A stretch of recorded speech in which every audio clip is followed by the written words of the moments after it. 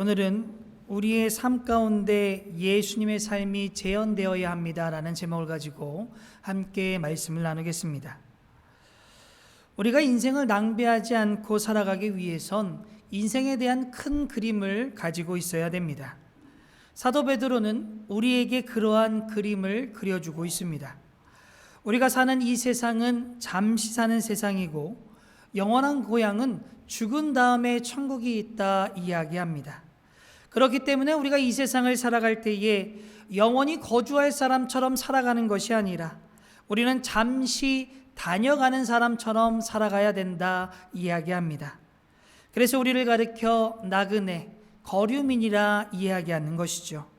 그러면서 구체적으로 우리가 나그네와 거류민으로 어떻게 살아가야 하는가에 대한 해답을 우리에게 말씀해 주고 있습니다.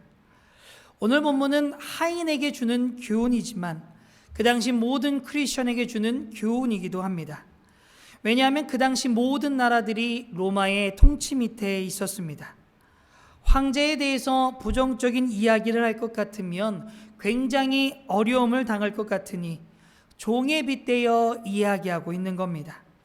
황제 밑에 있는 사람들, 어떤 의미로 보면 종살이한다 생각하시면 됩니다. 그런 크리스천들에게 이렇게 살아가라 말씀하고 있는 것이죠. 이것은 21세기를 나그네와 거류민으로 살아갈 우리들이 어떻게 살아가야 하는지에 대한 해답도 말씀해 주고 있습니다. 오늘 보면 18절 말씀 다 같이 함께 읽겠습니다. 사원들아, 범사에 두려워함으로 주인들에게 순종하되 선하고 관용하는 자들에게만 아니라 또한 까다로운 자들에게도 그리하라. 아멘. 주인에게 복종할 때에 그 주인이 선하고 관용하는 자든 까다로운 자든 다 순종하라 이야기합니다. 이 얘기를 하는 베드로의 핵심은 순종이 중요하다는 겁니다. 순종 자체가 가치가 있다는 것이죠. 그래서 순종의 대상이 중요한 것이 아니라 순종 자체의 가치가 있다 말씀하고 있는 겁니다. 그럼 왜 순종 자체의 가치가 있는가? 그것은 바로 하나님의 뜻이 있기 때문에 그렇습니다. 18절에 범사에 두려운 마음으로 주인에게 복종하라 이야기합니다.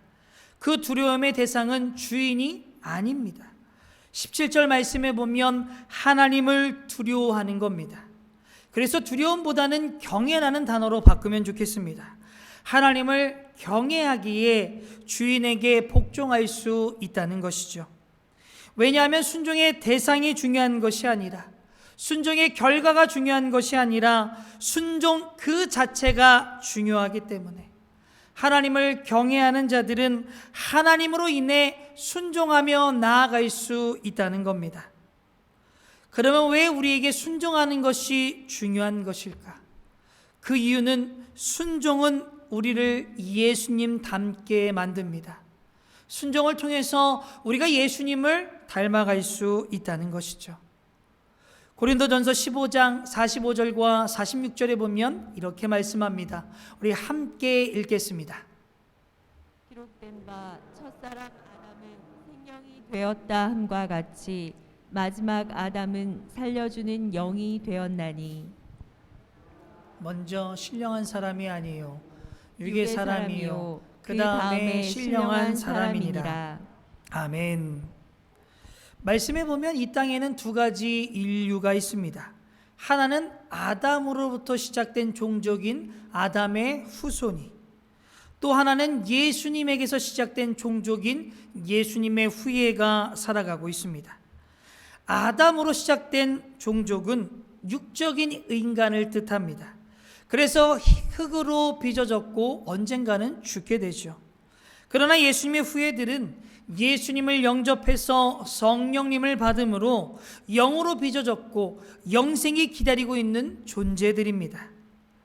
아담의 후예들의 특징은 에베소 2장 2절에 이렇게 설명합니다. 우리 함께 읽겠습니다. 그때 너희는 그 가운데서 행하여 이 세상 풍조를 따르고 공중의 권세 잡은 자를 따랐으니 곧 지금 불순종의 이들 가운데서 역사하는 영이라. 아멘.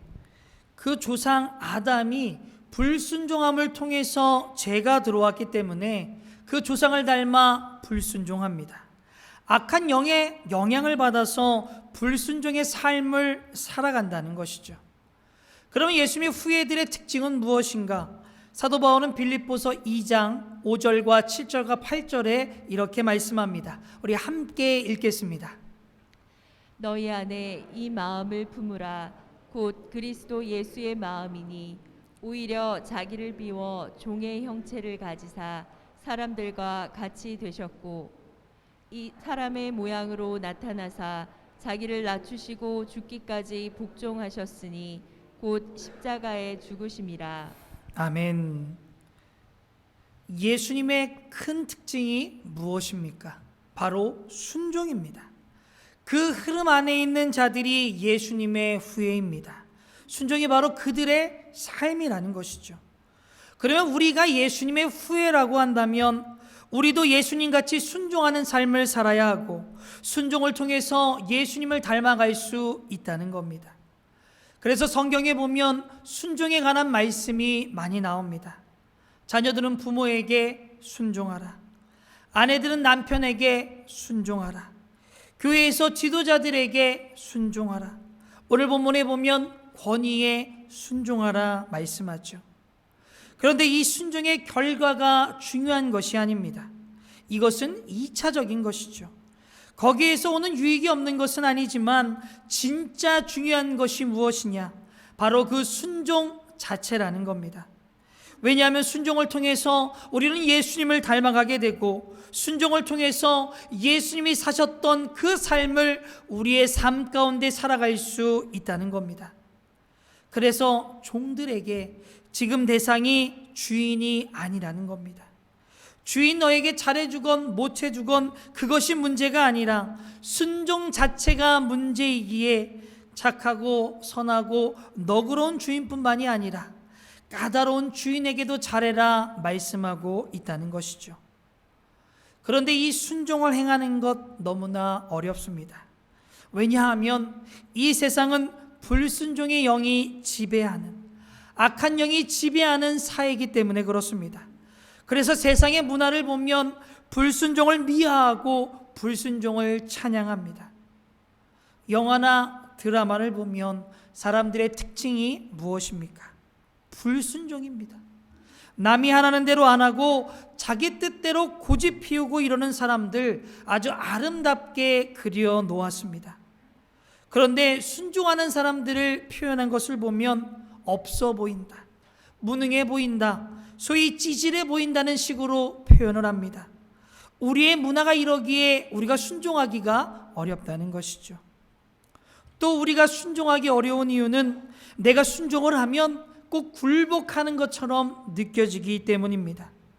내가 스스로 하는 것이 아니라 누군가의 힘에 의해서 하는 것처럼 느껴진다는 것이죠.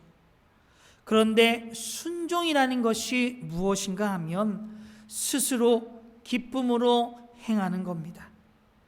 이런 순종이 예수님을 닮아가는 것이지 부정적인 결과가 두려워서 이렇게 힘에 밀려서 하는 것은 순종이 아니라는 겁니다. 오늘 하인에게 주인에게 복종하라 이야기하죠. 그런데 솔직히 할 필요가 없는 이야기입니다. 그 당시 종은 주인의 소유물입니다. 그런데 어떻게 복종하지 않을 수 있겠습니까? 그럼에도 불구하고 왜 베드로는 이런 이야기를 하고 있는가? 자발적으로 기쁨으로 하라는 겁니다. 사도 바울은 에베소 5장 22절 말씀에 보면 아내들에게도 이런 이야기를 합니다. 우리 함께 읽겠습니다. 아내들이여 자기 남편에게 복종하기를 주께 하듯 하라. 아멘. 그 당시는 북의 사회입니다. 아내들이 남편에게 복종하는 것 너무나 당연한 것이죠. 그런데 바울이 이야기하는 것도 똑같습니다. 스스로 기쁨으로 자발적으로 하라는 것이죠. 예수님을 닮게 만든다는 것은 정말 싫은데 이를 악물고 하는 것이 아닙니다. 자발적으로 기쁨으로 해야 합니다. 그래서 에베소 6장 7절에 순종을 마무리하면서 이렇게 이야기하죠. 우리 함께 읽겠습니다. 기쁜 마음으로 섬기기를 주께 하듯 하고 사람들에게 하듯 하지 말라. 아멘. 우리가 기뻐하며 순종할 수 있는 이유가 나옵니다. 주께 하듯 하라. 대상이 곧 훌륭해서 나보다 나아서 나보다 모자란가 부족함이 없어서가 아니라 주님의 명령이기 때문에 행하는 겁니다. 이분을 내가 주님처럼 섬길 때 그때 나에게 자발적인 기쁨의 순종이 나오게 됩니다. 에베소 6장 5절에 보면 종들에게 사도 바울도 비슷한 이야기를 합니다. 우리 함께 읽겠습니다.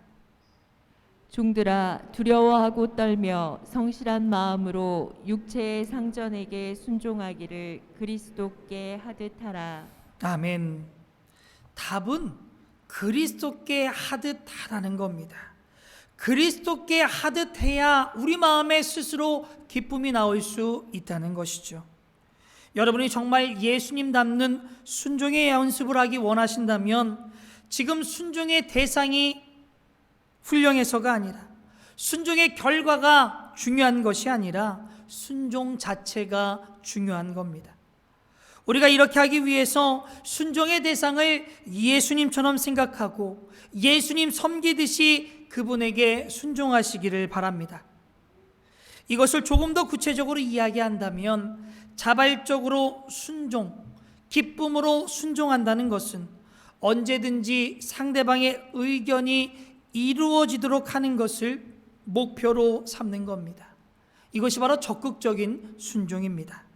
그래서 예를 하나 들면 남편이 성경에서 어긋나는 일을 하지 않는 이상, 남편이 하자고 했는데 그것이 가정에 큰 손해를 끼치지 않는 이상 내가 남편을 세워주겠다. 남편의 의견이 관철됨으로 인하여 남편이 자신감을 갖게 해주겠다. 좀 더 훌륭한 리더로 세워주겠다라는 태도를 가지고 있어야 됩니다. 이것이 바로 자발적이고 기쁨으로 하는 순종이라는 것이죠. 대부분의 사람들은 내 의견이 되어지기를 원합니다. 우리는 이것을 포기해야 됩니다. 사람들이 내 의견을 들어주기 위해서 있는 것이 아니라 내 주위에 있는 사람들의 소원을 이루어주고 그 사람의 의견을 성공시켜주기 위해서 내가 존재한다는 마음을 가지고 있어야 됩니다. 섬김을 받으려 하는 것이 아니라 섬길 수 있는 마음, 이 마음이 우선이 될 때에 우리는 비로소 자발적인 순종의 길로 나아갈 수 있게 됩니다. 우리의 순종의 대상에게 마지못해 끌려가는 것이 아니라 이를 악물고 나아가는 것이 아니라 예수님을 섬기듯이 섬겨 주시길 바랍니다. 모든 사람이 내 의견을 들어주기 위해 있는 것이 아니라 내가 주위의 사람들의 의견을 성취해 주기 위해서 있다는 마음을 가지시고 자발적으로 기쁨으로 섬겨 주시기를 바랍니다. 이런 우리의 모습을 통해 우리 주위가 밝아지고 하나님의 뜻이 이루어지며 우리들도 점점 예수님을 닮아가는 축복을 누리는 저와 여러분이 되기를 주님의 이름으로 소망합니다. 그 다음에 나오는 이야기가 억울한 고난에 관한 말씀들입니다. 우리 19절 말씀을 함께 읽겠습니다. 부당하게 고난을 받아도 하나님을 생각함으로 슬픔을 참으면 이는 아름다우나. 아멘. 여기서 아름답다라고 해놓은 것은 원전에 보시면 은혜라는 단어로 바꾸어 이야기할 수 있습니다. 그래서 똑같은 단어가 나오는 것이 누가복음입니다. 누가복음 6장 33절 말씀 함께 읽겠습니다. 너희가 만일 선대하는 자만을 선대하면 칭찬받을 것이 무엇이냐? 죄인들도 이렇게 하느니라. 아멘. 여기서는 칭찬받을 것, 이 단어가 바로 은혜라는 단어입니다. 베드로는 아름다운 일, 누가는 칭찬받는 일, 이것이 바로 은혜라 표현합니다. 왜 그들이 이렇게 이야기했는가? 우리가 억울하게 고난을 당하더라도 하나님을 생각하고 괴로움을 참으면 하나님 보시기에 칭찬받는 일이라는 겁니다. 하나님께서 인정해 주시는 일이라는 겁니다. 하나님께 상급을 받을 수 있는 일이다 우리에게 말씀해 주고 있다는 것이죠. 그러면 우리가 왜 억울한 일을 당할 때에 참으면 그것이 하나님 보시기에 칭찬받는 일인가? 그것은 우리가 이렇게 행동하는 것, 하나님을 심판자이십니다 하는 고백을 행동으로 나타나는 것이기 때문에 그렇습니다. 하나님은 나의 심판자이십니다 하는 고백을 우리의 행동으로 드러냈다는 것이죠. 우리가 억울한 일을 당했다고 하지만 자기가 잘못해서 억울하다 이야기하는 분들도 있습니다. 그것은 하나님이 주시는 것 아닙니다. 그 부분에 대해서 오늘 본문 20절에 보면 이렇게 이야기하죠. 우리 함께 읽겠습니다. 죄가 있어 매를 맞고 참으면 무슨 칭찬이 있으리요. 그러나 선을 행함으로 고난을 받고 참으면 이는 하나님 앞에 아름다우니라. 아멘. 우리 주위에 보면 자신이 억울한 일을 참는 것처럼 이야기하는 분들이 있습니다. 그런데 이렇게 보면 그분이 회개해야 합니다. 그렇게 말하는 분들 보면 답답함을 갖지 않습니까? 지금 본문에서 이런 이야기를 하는 겁니다. 자신의 잘못으로 인해 매를 맞는데 그가 무슨 칭찬이 있겠냐는 겁니다. 그러면서 이어서 나오는 말씀이 선을 행하다가 고난을 당하고 그것을 참으면 그것이 바로 하나님 보시기에 아름다운 것이다 말씀하고 있습니다. 여기서 선이 무엇입니까? 내가 하나님을 섬기기 때문에 바르게 살려고 하는 모습입니다. 그러다 보니 억울한 일도 생기게 되고 그것으로 인해 고난이 온다는 겁니다. 그런데 많은 사람들에게 억울한 일을 당했을 때에 그들이 행하는 모습이 무엇인가 하면 내가 어떻게 해서든지 그것을 해결하려고 합니다. 그것을 비난으로 돌려주거나 그 사람이 안 되면 내 편을 만들거나 아니면 그 사람에게 손해를 끼치게 하려고 한다던가 그 사람에 대한 나쁜 말들을 퍼뜨리고 또한 다른 사람들의 관계를 무너뜨리려고 합니다. 내가 어떻게 해서든지 복수를 한다는 것이죠. 이것이 바로 내가 심판자 노릇을 하는 겁니다.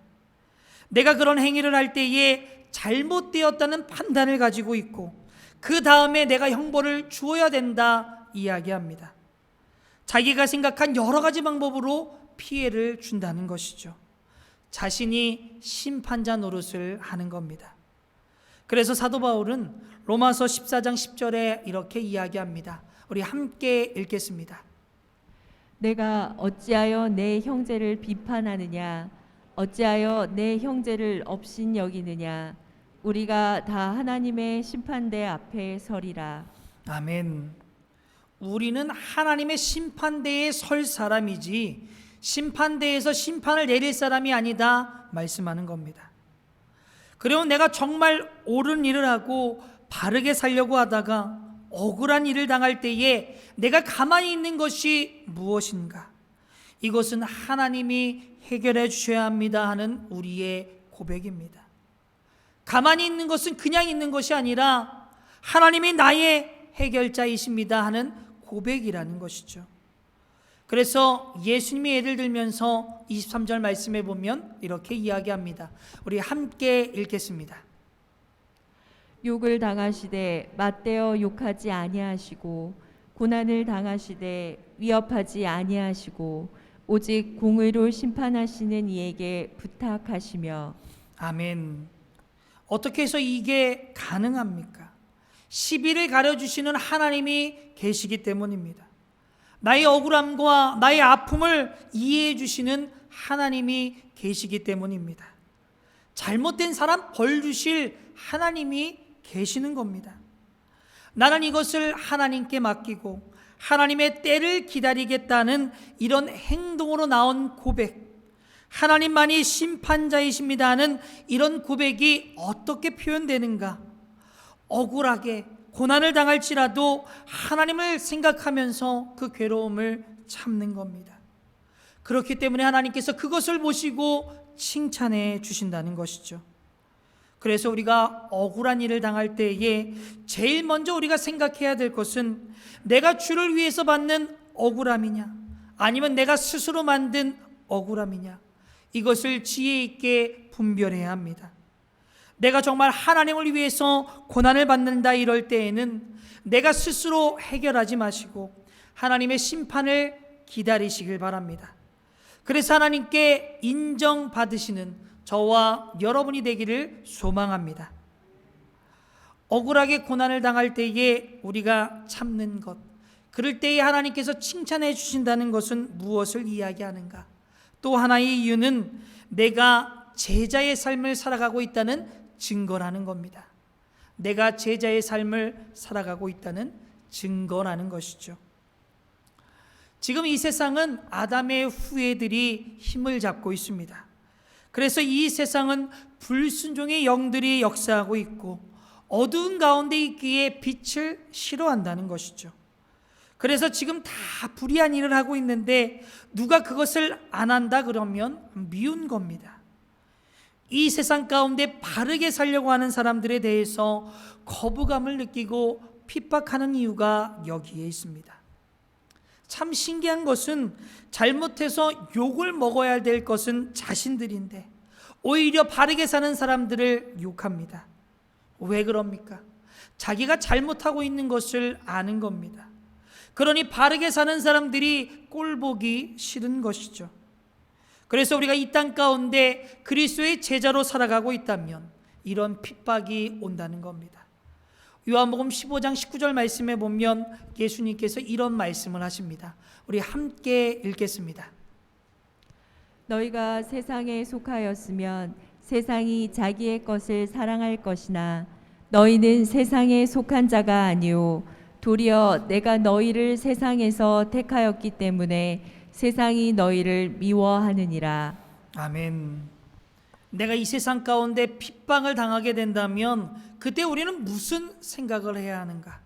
내가 잘 살고 있구나, 내가 바르게 살고 있구나 하는 것을 깨달으시길 바랍니다.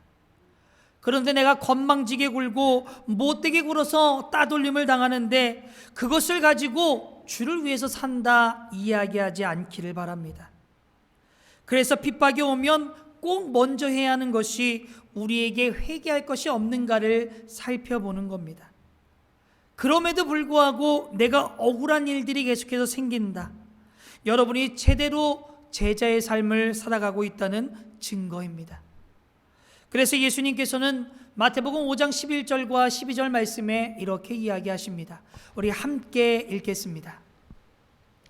나로 말미암아 너희를 욕하고 박해하고 거짓으로 너희를 거슬러 모든 악한 말을 할 때에는 너희에게 복이 있나니 기뻐하고 즐거워하라. 하늘에서 너희의 상이 큼이라.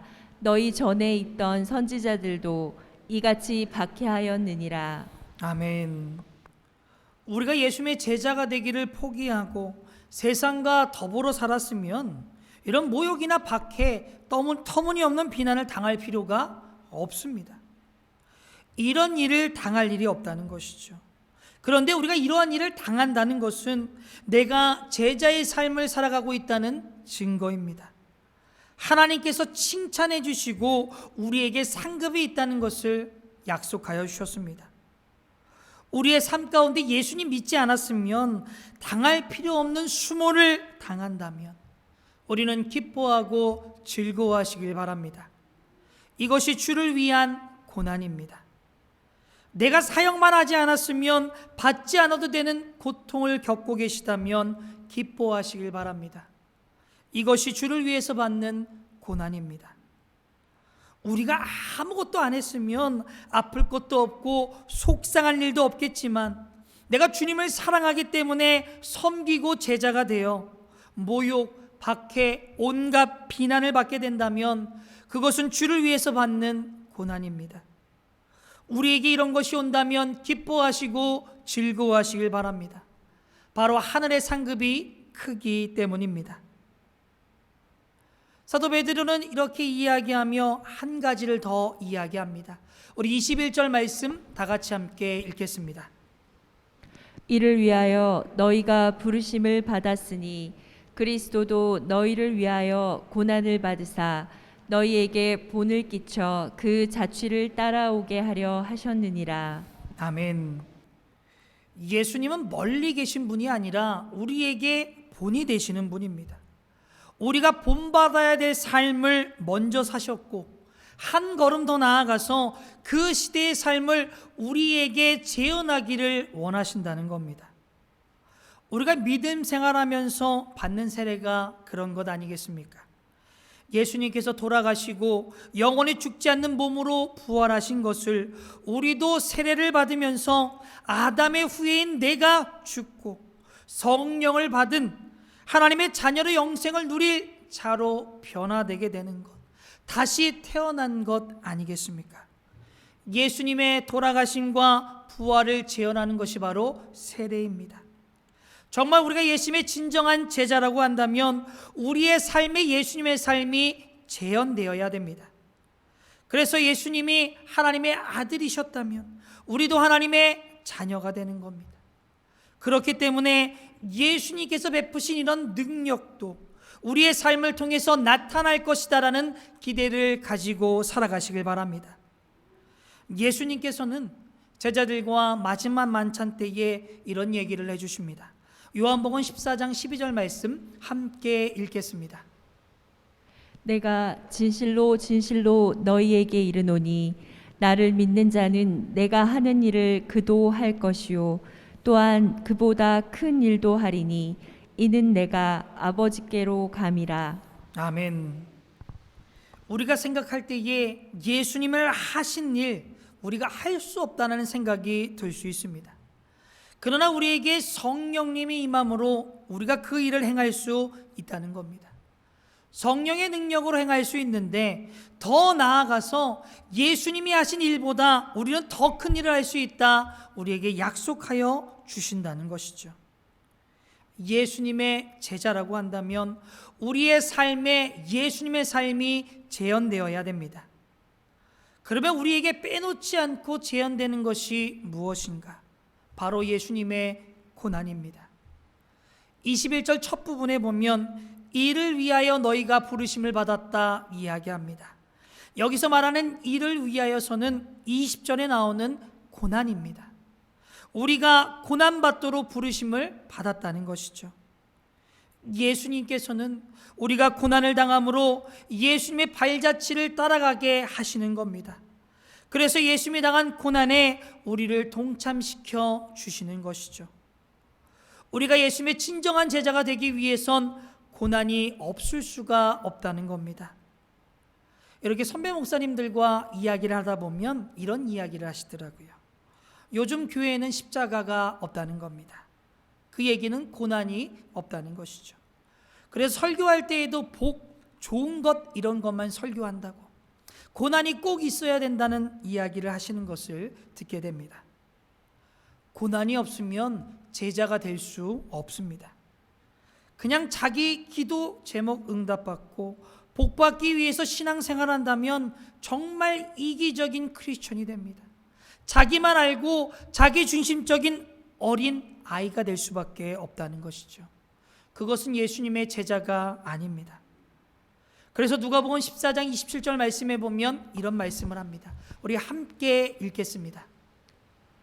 누구든지 자기 십자가를 지고 나를 따라오지 않으면 내 제자가 될 수 없다. 아멘. 예수님의 제자라면 십자가의 흔적이 있어야 됩니다. 고난의 흔적이 있어야 한다는 것이죠. 그래서 이렇게 보면 한국에서도 참 어렵게 신앙생활하는 분들도 있지만 특별히 목숨을 바쳐 선교하시는 분들이 우리보다 더 큰 상급을 하늘에서 받지 않을까 생각을 합니다. 그래도 우리도 우리에게 주어진 환경에서 최선을 다해 나아갈 때에 하나님께서 우리를 칭찬하여 주실 줄로 믿습니다.